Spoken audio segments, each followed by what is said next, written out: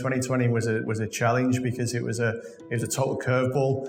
I think it's fair to say that nobody really saw the pandemic in any depth, but it certainly became significant as the year moved on.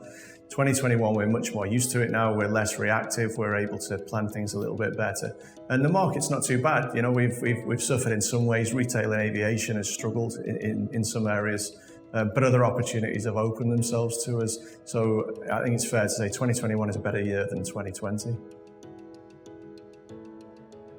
Not just because of COVID. Over the last couple of years, really, we've been targeting things like government that we weren't previously very active in. Government, hospitality. We always had things, so we've always been good at retail, good at master communities, residential, commercial, that kind of a thing. We moved into aviation with the airport, with Dubai Airport, so we've continued that relationship. That's been very good to us. But hospitality is a fairly new area for us. Certainly big government infrastructure projects and portfolios is a fairly new area that we've stepped into. But I think it's been more of a natural progression, not because of what's happened in the last year. It's just been a natural evolution and organic growth for Emrill. Well, I think every part of the business I think overall, I would say that the way the business is pulled together, certainly our business continuity and leadership has been very good because we've had the right approach, we've had the right management styles in place before the pandemic. So I think the whole business pulling together has really contributed. I'd really struggle to pick out one particular thing. Emrill's always been a very, very good business. I just help carry that on. And I think because of that, because of the overall way that everybody pulls together as a team, we've been successful.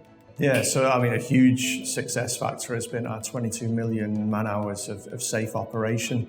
And that's not easy to come by. That means very robust health and safety programs in place.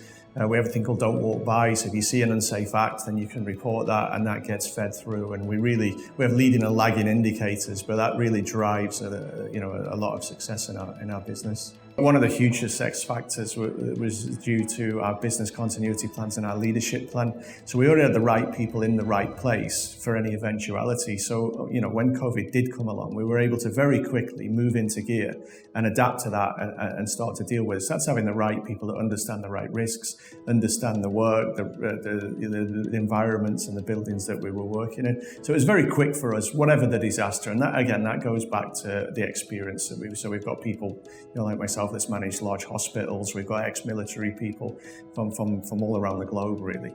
And we were able to very quickly step into gear and bring that experience to the fore. One of the other things that we've been able to do as well is use online technology. So we already do, this is face-to-face, but we already do a whole bunch of online meetings. We use all the different platforms. And what we were able to do is extend that to our employees as well. So we did the virtual carnival, and people were able to engage on their phones. There was, various games that they could do on their phones. Where we were unable to physically interact, we were able to do it virtually. So even at talent competitions online, with people playing the guitar, singing, dancing, doing whatever, and all that contributed. And then even when we did the end of carnival closing, that was on a stage, but it was virtual. So we were able to, use platforms to do that as well. So it just meant that it was different. Instead of stopping what we do, we just did it a different way. We've moved into some other areas and we've taken on some specialist services that previously we might have contracted out. So that's facade cleaning. You might see us on the outside of a building cleaning the facade. We've stepped into firefighting, fire detection, and that kind of area. We've also opened a consultancy business. We've got some good experience in for that, and we've used the 17, 18 years of Emrill's FM experience to leverage for that as well. And other things like LV, we already had the energy business. So we've got quite a packed portfolio of services now that we can offer our clients. There's not really been any huge step change in technology, but there's been the evolution of technology as we move through, and it's organic growth as well. So we use our CAFM system more intelligently, that we bolt on. So we've got things like a life cycle module that we've bolted onto our computer-aided facilities management system. That helps us then look at the life cycle of a building over, say, a 25 or a 30-year period. We've got the obvious new kind of stuff that's coming in, like AI, face recognition, smart buildings. When you walk into your building, it recognizes your face, it knows what your settings are on the AC.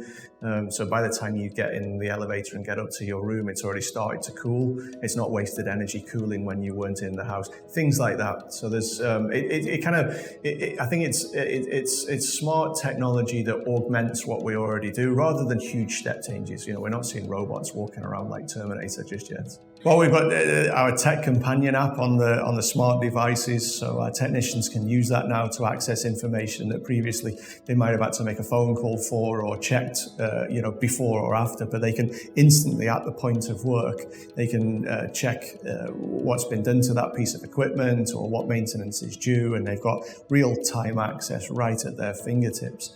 And that has to be adapted to whether it's a vertical community or a horizontal community. So a good example of an app would be where we geofence areas, and in a horizontal community, master community, they walk around, and the app gives them basically a pathway to follow. And when they've hit certain geofenced areas, it then relays that back. So in real-time information, it's getting updated of where our cleaner's been, which areas are clean, which areas maybe need some more attention.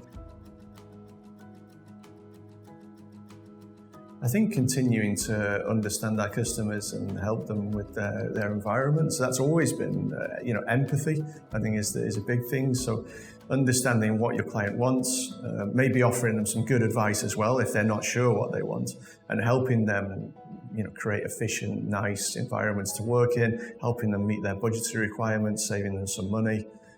Generally helping them, we're a support service, that's what we do. We support them in their buildings.